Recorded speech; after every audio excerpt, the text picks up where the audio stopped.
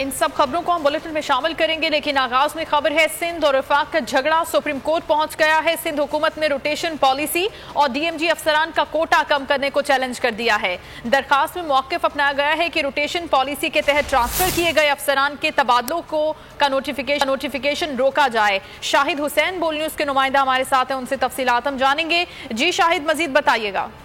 बिल्कुल, जो सिंध से जो आला सतह के अफसरान थे उनके तबादले और के हवाले से आज खासतौर पर सिंध हुकूमत की जानिब से दरखास्त दायर की गई और चीफ सेक्रेटरी ने खुद सुप्रीम कोर्ट कराची रजिस्ट्री में दरखास्त दायर की है जिसमें कहा है कि रोटेशन पॉलिसी के तहत जो अफसरान के तबादले किए जा रहे हैं उनका नोटिफिकेशन रोका जाए और सिंध में पहले ही अफसरान की कमी है और जो DIG का जो कोटा है वो कम करने से मजीद जो बुरहान पैदा होगा और अफसरान के पुलिस के जो आला अफसरान है उनके तबादलों के बाद सूबे में अमन अमान की सूरत हाल भी खराब हो सकती है। इसलिए सेक्रेटरी एस्टेब्लिशमेंट डिवीजन को रोटेशन पॉलिसी के तहत अफसरान के तबादलों से रोका जाए। अब दरखास्त कहा जा रहा है कि और अगले चंद दिनों में जो है बाकायदा तौर पर काज लिस्ट में शामिल होने के बाद सूबाई हुकूमत की दरखास्त समाअत के लिए मुकर्रर की जाएगी।